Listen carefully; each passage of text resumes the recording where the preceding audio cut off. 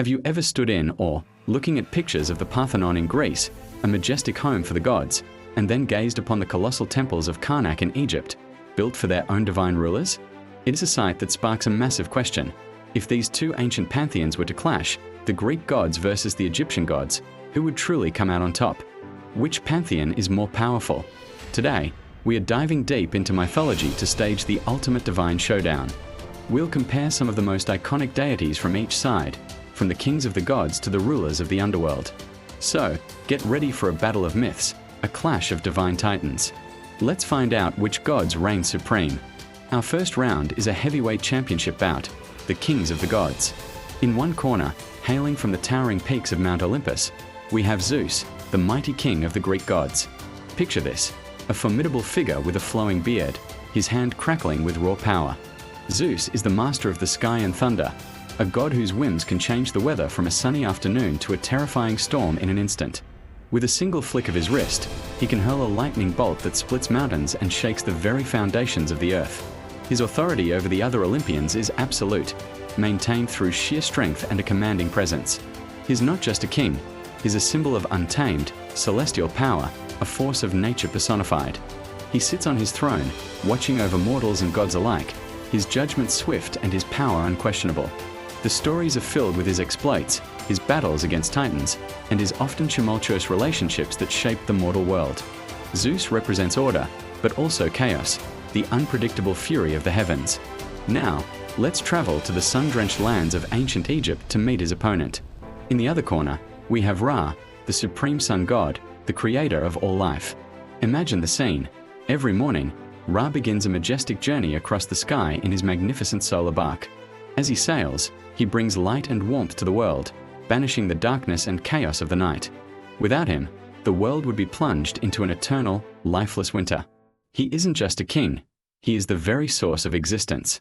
His power is not one of destructive force, but of life-giving creation and cyclical renewal.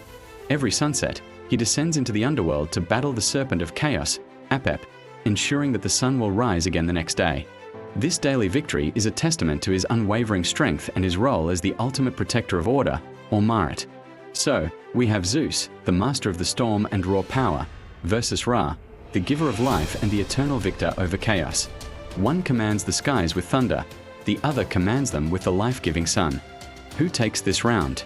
The explosive power of Zeus or the sustaining, creative energy of Ra? It's a tough call.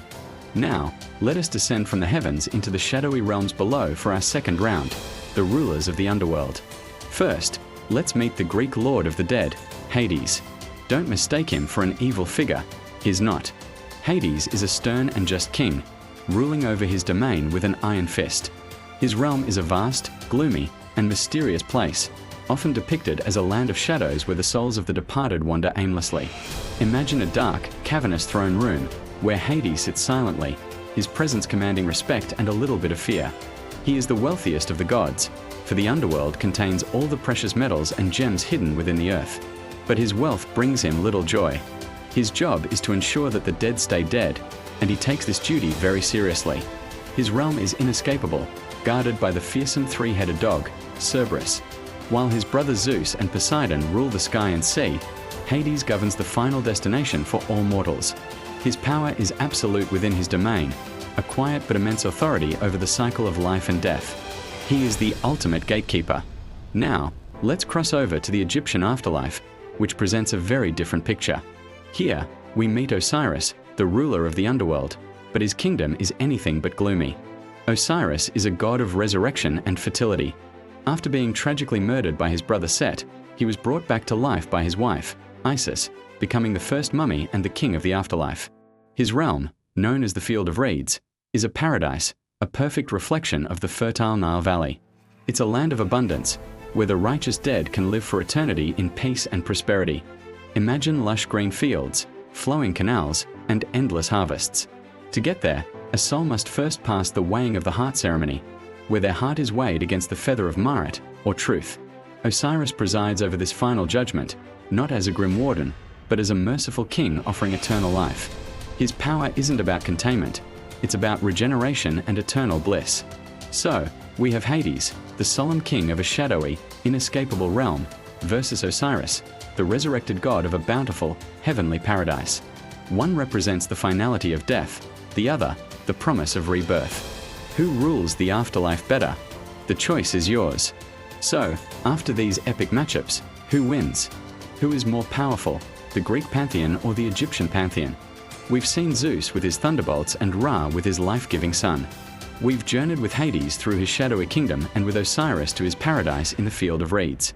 And if we continued, we could compare Ars, the god of brutal war, with Sekhmet, the lioness goddess of divine vengeance, or Athena, the goddess of strategic warfare, with Thoth, the god of wisdom and knowledge. Each comparison reveals something fascinating. The Greek gods are often portrayed as intensely human-like, driven by passion, jealousy, and ambition. Their power is raw, personal, and often chaotic, reflecting the unpredictable nature of life itself. They meddle in human affairs constantly, for better or for worse. The Egyptian gods, on the other hand, seem more cosmic and symbolic. Their roles are deeply intertwined with the fundamental principles of the universe: creation, order, death, and rebirth.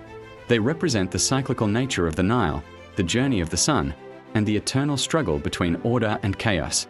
Their power feels more stable, more predictable, tied to the very fabric of existence. So, trying to declare one pantheon more powerful is like asking if a thunderstorm is more powerful than the sunrise.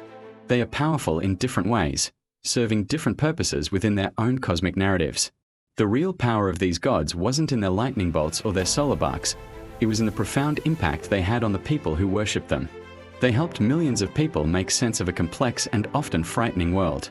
They provided answers to life's biggest questions and gave them a framework for morality, justice, and hope. The power of a god is ultimately defined by the faith of their followers. So, the final verdict isn't up to me. It's up to you.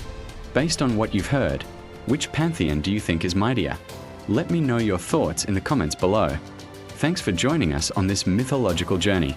If you enjoyed this divine showdown, be sure to hit that like button and subscribe for more deep dives into history and mythology. See you next time.